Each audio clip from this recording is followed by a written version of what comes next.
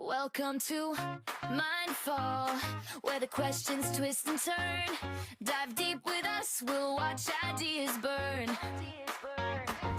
Down the rabbit hole we go, chasing thoughts you've yet to know. Mindfall's here, let's start the show.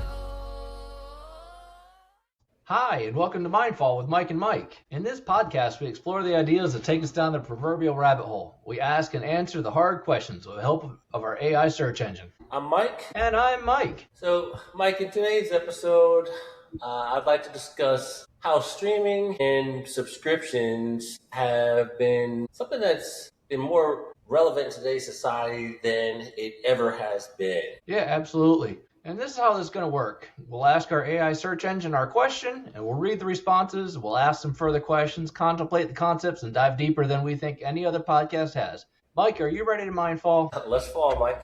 All right, so let's go see our friend over here. I think we're using ChatGPT 5.2 today. And so our question that we've kind of posed to it is, have streaming and subscription services fundamentally changed the way we consume media? And is the old way gone for good? So, Mike, how do you feel about media where it used to be versus media where it is today? I mean, are we there? Have we lost what it is? I think about, when I was growing up, shows came on at, 8 o'clock or what have you. And if you didn't have some sort of VCR or recording device, you missed that show. And They might repeat that show, maybe 2 or 3 months later when the whole season was over and they were starting doing the repeats of that season. But it came to a point where it's just like now, I can honestly say I never watch a show when it comes on at its prescribed time if I'm watching some sort of cable or network television. So it definitely has changed the way I view media. I'm much of the same way. And in the old days, in the 1900s, it was fixed schedules, limited numbers of channels. How many channels did you have on your old dial console TV? And what physical media did you have? Because if you didn't rely on your physical media of DVDs, CDs, books, vinyl, things like that, what did you use as your resources? And like you just said, if you missed that very special episode, you missed it until potentially the rerun. Now we have the on-demand services. We can pull it up anytime we want. You can find the little movie that somebody once talked about or your grandfather referenced at one time. Everything going back to the 30s media. And it's based on your schedule when you want it. And so it's always there. Media has become such a consumer part of your life, such a core element that we just don't get away from it at all. I want to say that, it's funny, granted, I grew up in the 1900s, but, when I have a drawer full of DVDs that I don't even have a DVD to play them on. I have a whole bunch of CDs, which I don't have a CD player to play them on. Yeah. And it just seems like, we had a limited library of movies that, we could play anytime we wanted to reminisce and see a movie. And now it's at your fingertips, everything. You have an infinite amount of library to draw from. Hey, I want to watch Star Wars or whatever. You can watch the whole series of Star Wars. Anything you want to watch about Star Wars is out there. So that is a major benefit. But I think on the adverse, there is some, things that we've lost our ability to have patience about some of these things, Yeah, it's right there at your fingertips all the time, whether it's a subscription-based media, it's ordering off of the Jungle website, it's ordering food so it's delivered to your house. Everything is directed to consumption. And we talked on a previous episode about the consumer debt and what's driving that up. And I think a lot of these things are related in that it's so easy to spend money now. There's no longer a contemplation about things. It's how quickly can they get the media or product into the consumer's hands. And if you're not paying for it, you're the product. So if they're handing it to you for free, then they're trying to get you to stay engaged. I mean, there's a whole demand upon demand system going on there that really starts to drive everything home. Well, even with the streaming, we'll go back to that for a second. they now have, unless you pay a higher subscription fee, they have embedded all this advertising in there. And I know depending upon what streaming service you have or what you're doing, and some of that is very pointed to you to say, hey, well, we saw you looking at the Target app earlier today. Now we're showing you Target advertisements. So it's Yeah. like you were going, like you were just saying, it's like, how do I focus and make it pinpointed so I can get you to spend that money? Because now, back in the day, everything was more of a cash transaction. Yeah. We would go to Blockbuster Video. I think you might remember those. And we would hand over, $3-4 to go rent a video for the whatever, but it was cash. And now, oh, well, we'll just hit your card. And then people, like we had talked in the previous episode, you get in trouble because you're not realizing how many of these subscriptions you actually have and how badly it's hitting your card on a monthly basis. Yeah. So even when it was on-demand media that was on your cable service, that was still limited, and so that was the early version of the subscription base. But if you're really just living in a cable or pre-cable based society, you really have to wait and you have to contemplate what it means to spend that money or spend that energy or spend that time to consume that product. And if you're not ready to consume it, then you're doing something else. And I start to wonder if that means that we've become more impatient in general, and we as a society have become less engaged with each other and less patient with each other as a result, because everything's instant, everything's on demand. And if you don't have it right when you want it, it's not worth having. When we were kids, an object of desire was something that you really wanted to have, and you waited and you built your anticipation for it. Is there anticipation anymore? I mean, if it's not the season or series finale for the latest show on the streaming network that took 2 years to come out, is there really that anticipation for anything substantial? But even now, I feel like everything is a dopamine hit, Yeah. because when you're talking about streaming, is there really, you might talk about a series finale when the series is actually over, but up until that point, you binged the whole thing. You didn't have to watch a series over a course of 13 weeks or whatever the case may be. You get 13 episodes built into your streaming device, and then you can say, hey, I watched this whole thing in the course of 2 days because I had to get that dopamine hit. Because they always leave you kind of on a cliffhanger type thing just so you can go into the next episode. Yeah. So, yeah, and if you're new to that platform, if you're new to that subscription service, chances are they're going to show you fewer interruptions. They're going to show you fewer commercials because they want to keep you engaged longer and know that they want to show themselves as being extra special and differentiate themselves from another streaming service. You're right, that dopamine hit is extremely important. The object permanence, because the moment they switch to a commercial or switch to something else, there's a good chance they've lost you. And so if you start off on a streaming service, they're going to show you fewer and fewer commercials and fewer interruptions, and just to keep you around. And because you are the product, you're being delivered to, they want to make sure that they maintain that engagement. It's funny though, because it's like we need to disengage. I feel like streaming is not necessarily the best thing for society per se, because music, I'm going to say streaming video and streaming music are two different things, obviously. Yeah. But when I'm looking at streaming video, you're engaged with this device, and that's the only, we want you to stay right here until our next commercial break. I need you to stay right here. Whereas, with music, I feel like one thing I do like about streaming music is that when you find a genre that you are interested in, and then you're not when you're listening to the radio on a radio station, you're kind of dealing with whatever that disc jockey wants to play, or whatever the payola scheme they got going is, we're going to push this particular artist, whoever that might be. But when I'm listening to my streaming music, hey, I like all these artists because I chose this genre, and this is all the music I like to listen to. So it's just like we're being very catered to, which is not a bad thing in some sense, but it's also dangerous in another.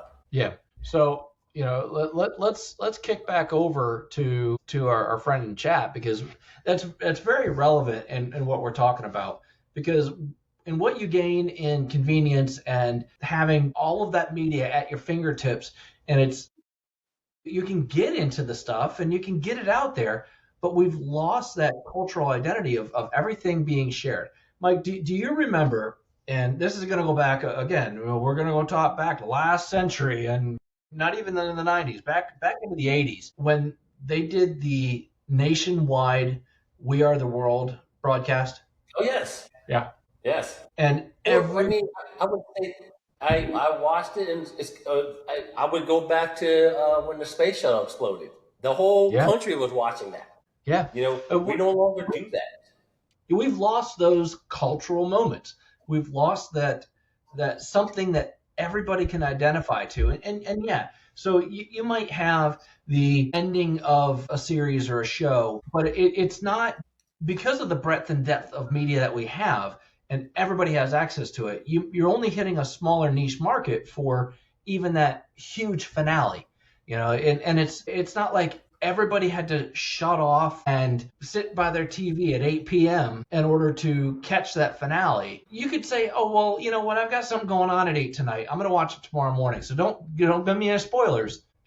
If your friends watched it and you didn't watch it, oh, it was fair game. They were going to get spoiled. If you recorded the football game because you weren't home, you knew it was getting spoiled. You're like walking around, la la la la la. Don't spoil the football game for me because I recorded it on the VCR. I really hope the timer's set right. But it's everything's right here, right ready for you. It's on your device, ready to rock and roll. I think there's only very few events now that the Super Bowl is one of those events that everybody's watching it live. I mean, it's a big thing because our country loves football. But, other than that, and unless, even when you have like the presidential debates or what have you, I'm always streaming because I'm not watching that. It's irrelevant to me. I don't care what these people have to say, Yeah. So, because remember, like when there was some sort of national tragedy, then, your news, every station has it. The only time I actually kind of tune in now is like a major weather event, that is happening in our region that they take over the weather, but I'll pay attention because, how close is it to me? But that's it, The other opportunity I have, I'm not watching this. I'm going to go to one of my streaming channels. Yeah, and breaking news no longer has the effect that it used to, and it's not something that is going to make me pay attention. That just means that they're trying to grab your attention for a dopamine hit, and it's no longer as critical as it used to be. So, breaking news, I hate to say, is also one second, Mike. When breaking news, it's happening on your phone. Saying you're not having to go to your thing because somebody in your circle, if you didn't see it, is going to text you and say, "Hey, did you hear about such and such? Did you see that? The Pope died. Something." You're going to get it through one of on your phone somehow, some way. Go ahead. I'm sorry. When's the last time you disconnected for more than a day? I'd have to say normally when I'm on vacation. If I leave the country and I'm on vacation, I'm trying to experience what I'm experiencing. A lot of times I can't use my phone, without having to pay some absorbent charge. Maybe I'll get on the Wi-Fi at the hotel and, reach back to the family, make sure everything's going okay. But I normally am off. I'm disconnected because I'm here, I'm on vacation. You spent all this money, enjoy the time that you had. So, and I'm very similar in that. And it's, when I go to the mountains or I'm out in the wilds of somewhere remote, whether I'm hunting or doing something out in the woods, I'm not going to have my phone with me, and I could be out there for a few days. But that really talks to what it does for you personally and allows you to recharge and reconnect. And kind of go back to that time when we had less of the dopamine feeding into you and less of the catch of needing that fulfillment. It's information. It's always there. It's right in your face. And if you disconnect, you're able to calm down. You can recharge. You can really start to feel it again. And it's only when you reconnect to that device that you start to have the anxiety and say, oh my God, what did I miss? Well, and the fact of the matter is, did you really miss anything? No. When we were growing up, we didn't have phones. We had bikes. You know what I'm saying? When you found out something, it was normally in a social setting with other people, and they had some information that you didn't have. But you were talking to that person face to face. Maybe you talked to them on the phone, but it was no dopamine hit. Bang bang. Because I feel like we live in a land of clicks, and we live in a land of likes, like we discussed in a previous episode. That we have, as a society, started to disengage and disconnect with each other. Yeah, because attention is currency, right? Yeah. So the more of your attention they have, the more income that they're going to generate. And we're creating our own here, but I listen to a ton of podcasts. I really do. And I'd rather listen to a podcast or other long form content rather than sit there and doom scroll through social media or pretty much any of the other feeds, because I don't like the shorter snippets, but we're part of a different generation, a different group of people that consumed media differently. And I wonder if we as a society are going to be able to shift back away from the immediacy of having information and be able to patiently consume this, because even though I'll have my earbud in while I'm outside doing work, I'll have the podcast going. I can still shut it off and enjoy the peace and quiet. It's really nice to have the peace and quiet every once in a while. Unless it's from nostalgia purposes, like someone buys vinyl records and just for the authenticity of how that sounds over some speakers, I don't think we're going backwards. I think that, you think people are buying these meta glasses. Now you have the internet in your face, screen right there, everything, you're just connected. And I don't know that we could go backwards and not have that. It'd be like, hey, let's go back to only using cash. Yeah. That's not going to ever happen. I look at myself and I don't even use cash that often because it's just more convenient to use my card. But I think that let's go back a little bit and talk about when we started from streaming kind of versus cable. And I still have cable in my house, and I feel like I'm the only person that looks at it. But I also have it tied into my internet service. But the cost of cable is absolutely insane. And then think about it, I have that cable, and I also have some streaming services on top of that. The Netflix, Prime Video, HBO Max, what else? We got Peacock, Hulu, Disney. And I'm like looking at how much money am I spending to watch TV that I don't really even watch the cable as much, but I'm spending an exorbitant amounts of money for this. So I feel like it's just another way that this service is only $5.99 a month, but everything adds up to this. Like, how much money am I spending on all this stuff? A lot. Yeah. To be connected. And that's kind of the easy way to get around it is say, oh, you're only paying this much and you're only paying this much, but you don't add it all together, and at no point are you really sitting down and balancing a checkbook to say, how much am I paying? What am I consuming? To watch TV. Yeah. To watch, I feel like, especially with streaming and other, I'll put in the social media aspect into this as well. So it's like, I feel like a lot of times, especially with social media, we're watching someone else's life, quote unquote, I feel like a lot of this scripted life is kind of like, oh, well, it's a streaming show, but it's scripted. But this is supposed to be like the Housewives shows, all that. I have that crap is scripted. These people, nobody's life is that interesting to make episodes about it. If he did a real-time life of my life, he'd be like, bang, this guy's boring. He goes to work, he wakes up, goes to work, cooks dinner, watches some TV, goes to bed, do it again. So are we really missing anything if we didn't have all of the subscription services? I mean, there's a convenience factor for having everything right at your fingertips. And cable, as it used to be, is I think, going to get phased out just because of the market economy we're in. I don't think it's going to survive. But are we okay to say we don't need to watch all that stuff all the time? Or we don't need to have it shoved in our faces? And how do we say enough's enough? I don't know. I mean, because I think you're looking at things generationally. we knew what it was not to have it at our fingertips. And I could say to myself, I'll watch that later. I don't care. Whatever. I didn't do the same thing. But our kids and that generation that grew up basically with a device in their hand since they've been scrolling since they were 2 or 3 when someone threw an iPad in front of them and said, go at it. I don't know if they can. Yeah. How do you take that away? Say, all right, cold turkey, you have to either use this clicker to watch some TV, but that's all you're getting.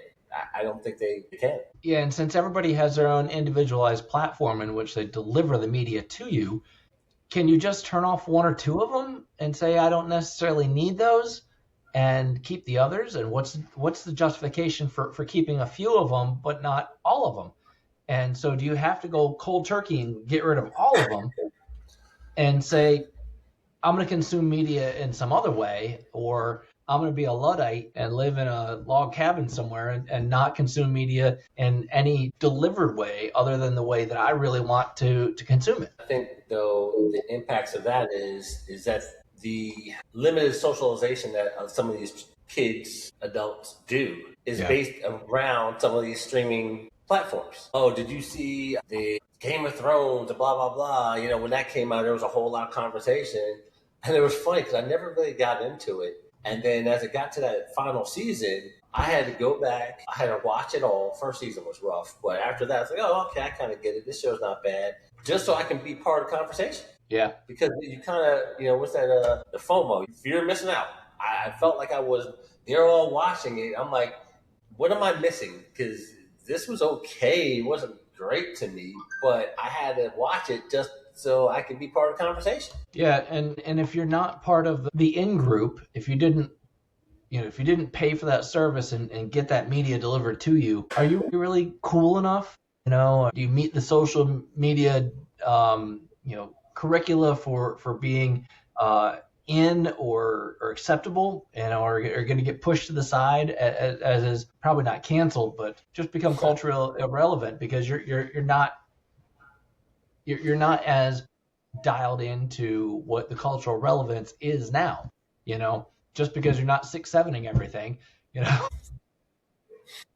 Well, it's one of those things where all right, you didn't watch Game of Thrones? Oh, okay. Oh, you didn't watch whatever series? Oh, okay. And then, like you just said, I'm going to stop asking because you're not dialed into the same things I'm dialed into. So, oh no, I was watching this. Oh, I'm not into that. And then it's like, well, okay, we might be very much in tune with each other, but if we're not watching the same shows, what do our conversations look like? Because you're talking Spanish, I'm talking English.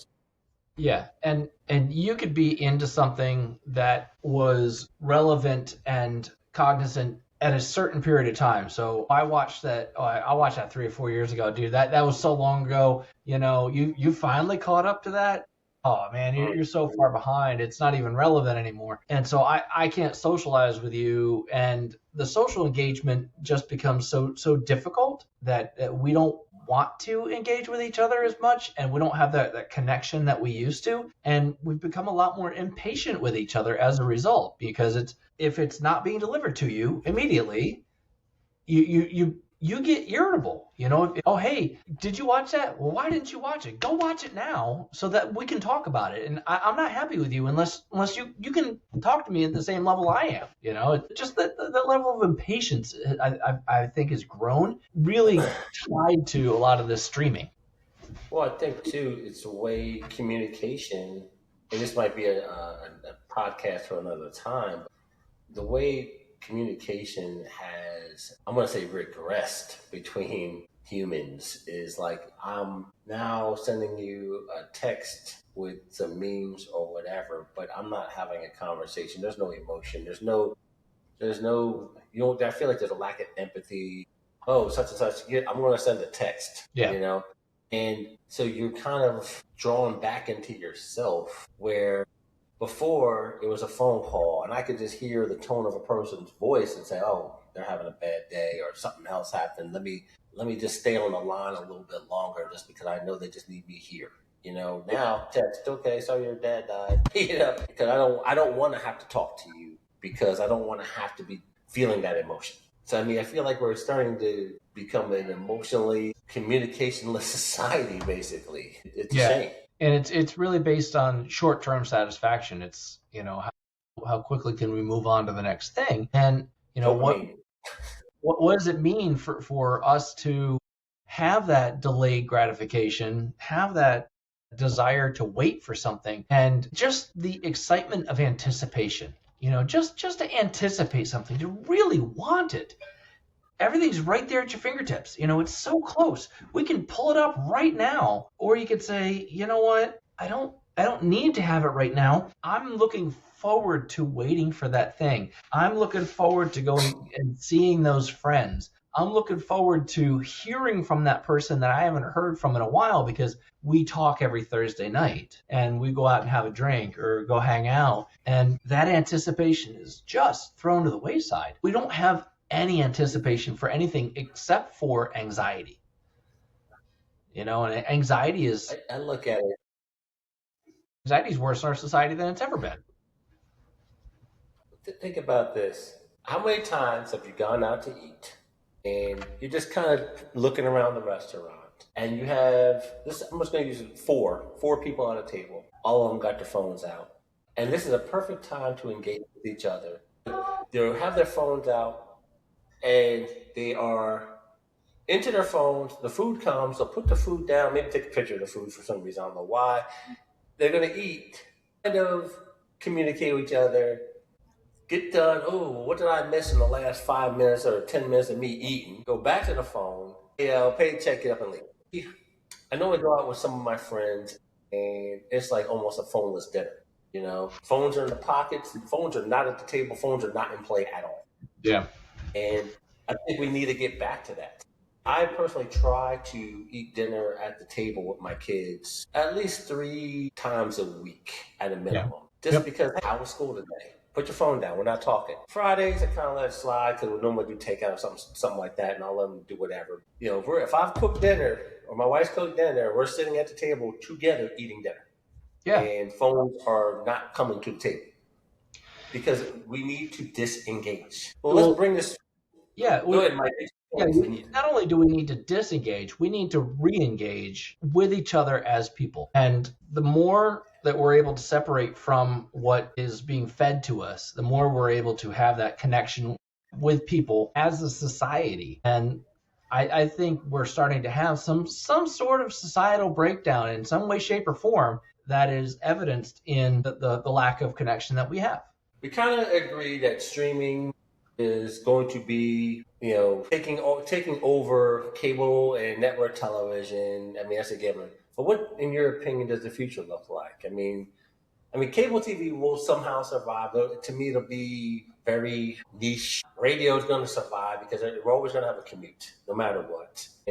But you always have your local news and some live sports. What I really hope is that we start to have some of this pendulum swing back toward the middle, because things tend to happen in pendulum swings. You'll swing one way, or then you'll swing another way.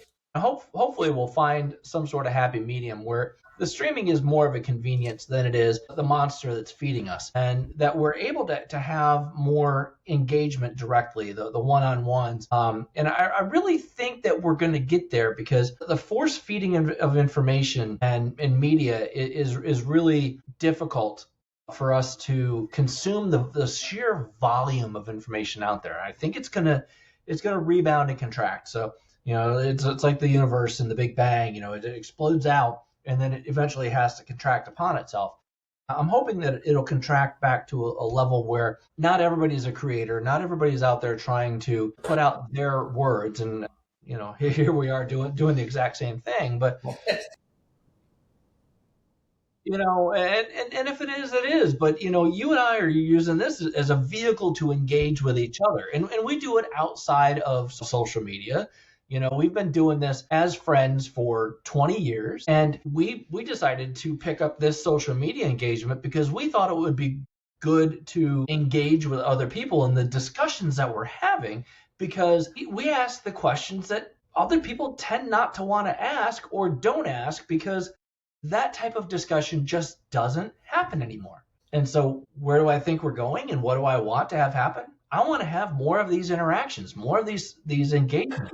I love to be in the car with my wife or the kids and have the phones down and talk. Just talk to each other or look out the window, and see the world going by. My wife and I were going somewhere the other day, and we drove past somewhere and, past a new construction area that had been up for 6 months. And she was like, "Oh my God, where'd that come from?" And I'm not picking on her, but it was because most of the time when we've been driving, it was he's driving.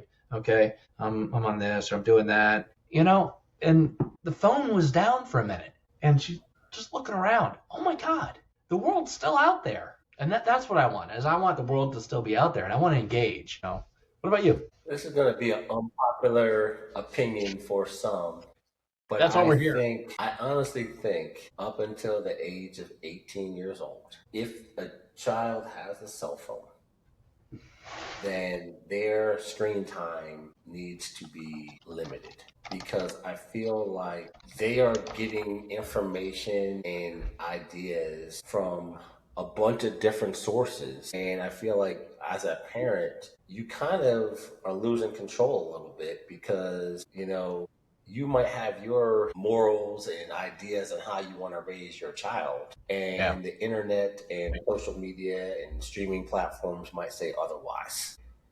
That I feel like there's a divide there where, you don't want to be, as a parent, necessarily the social media police, and I got, what are you looking at every 2 seconds? But at the same time, it's just like, the impact of this device is so powerful, and I think that people holistically don't understand how much of an impact that this phone or streaming device or whatever is having on society in general. Yeah. So to that end, Australia recently passed a social media ban for people under 16. So what it really means is that kids under 16 can't access social media, and there are some pretty strict penalties that are associated with it. And the intent is that they want to keep the kids away from this stuff that may be potentially damaging to their intellectual development, and until they get to an age where they can actually start to understand and comprehend what they're being fed, because it's Right. too easy. It's too easy to get into a very young developable mind and shape it in a way that might not know about. And yes, it's easy to throw a tablet or a phone in a kid's hand and entertain them that way. But if we're not monitoring that stuff, if we're not keeping track of it, they might be getting fed information that we don't necessarily want them to have, and it might put ideas, say it like this, put ideas in their head that we don't want in their head, but it may give them the wrong impression of the world that they actually live in. It's way too easy to become predatory in a non-sexual way, but become predatory to a child's mind, that they feel that they have to engage and engage and engage and engage to an extent where it's really not safe for them. I've got to log on and I've got to watch this thing, otherwise I'm going to have a physical problem. They don't understand that there's a disconnect between the mental viewing of that thing and the physical impact and repercussions that go along with it. Just because I don't watch that guy's stream when he's on Twitch at 5 p.m. and he's ranting and raving, nothing's going to happen to them. But if they're being told that it is, then that's exactly why certain governments are out there trying to limit. And I think Australia has kind of gone in the right direction. I'd love to see more limits on children's consumption of social media. I would love to see more limits on overall consumption of social media or media in general. I just don't want the governments to do it. I'd rather we as society police ourselves and say enough's enough. Enough is enough. We don't need another platform out there feeding us mindless crap. I think that's going to. The problem with that, it's all subjective, because someone's mindless crap is another person's philosophical discussion. So, I mean, somebody could, it's very polarized. There's a lot of polarization that's happening right there. Yeah. And it's just about, but as I see it, it's just a constant, you have to turn yourself off, because if you don't, it's always coming. Yeah. There's another show, even like when you're watching on some of these on these platforms, it'll start the countdown, like, hey, next episode starts in 30 seconds. And if you don't do anything, boom, it starts up. And then, oh, I didn't really mean to start that, but now I'm into it. So I watched it for 2 minutes. Now you got to see what happens next. And all we're doing is wasting time. We've lost I really believe we lost the interpersonal connections that we could be having if we just can disconnect. Yeah, and I'd love to have more interpersonal connections. I love the more one-on-one time. I love the more greater amount of engagement. I love the discussions that you and I have, that some of our coworkers have, that we have with our spouses, that we have with our kids. But I also love this interaction that you and I have, because it allows us to ask the questions to each other that that we've had these discussions for years. But I think this feedback, that the loop that we're creating is more of a way for us to maybe get people to think and look at things a little differently. I think that's the whole goal of what you and I have tried to do with this podcast per se. Closing remarks are going to be this. As you live your life and then eventually you pass away, nobody's going to read on your obituary that how many series that you watched on Netflix or whatever social media network or whatever that I watched 100 series. Nobody cares. They're going to read your obituary and says, hey, this person was a good person. They did this, they did this, they did this, but they're never going to talk about, well, he was an avid streamer and watched all the shows. Who cares? Yeah. Nobody cares about that you saw the entire everything that's on Disney Plus. Nobody cares. I saw all the Avengers and all the other sub shows of the event. Nobody cares. Nobody cares. Nobody cares. So nobody cares. It's just entertainment for your purposes. But then what's the added value? Yeah, and I completely agree with you on that one. And I want people to want to engage, people to want to discuss this further and really want to engage with us. So I'll go ahead and wrap us up here too and say, look, we want to have these deep talks. We want to have these engagements. We want to really get out there and spur thought, and want you as listeners and as viewers to have these discussions with your friends. So we do need your support. We do need your help. And if you want to join us on Patreon, you can, search for Mindfall Podcast on Patreon, or send us some questions, or tell your friends about this podcast, because we want to have these deep discussions because they're important culturally, because they're important as a society for us to really engage with each other and turn off every once in a while, and just get away from the streaming and have that discussion, that hard question that everybody's afraid to ask. Just engage. Live your life. Get off the couch, live your life. Get off the TV. Yeah. No, nobody's going to pay attention to you when you're dead and gone and you don't have any subscribers anymore. It's not going to matter. Going for the great algorithm in the sky. Nobody's going to like and subscribe off of your tombstone. All right, I'll leave it at that. Mike, it's been another great discussion with you. I hope things are going great with you and your family, and hope you have a great discussion around the table tonight. Appreciate it, Mike. You just. All right, Mike. We'll catch up with you soon. Bye. Welcome to Mindfall, where the questions twist and turn. Dive deep with us, we'll watch ideas burn. Down the rabbit hole we go, chasing thoughts you've yet to know. Mindfall's here, let's start.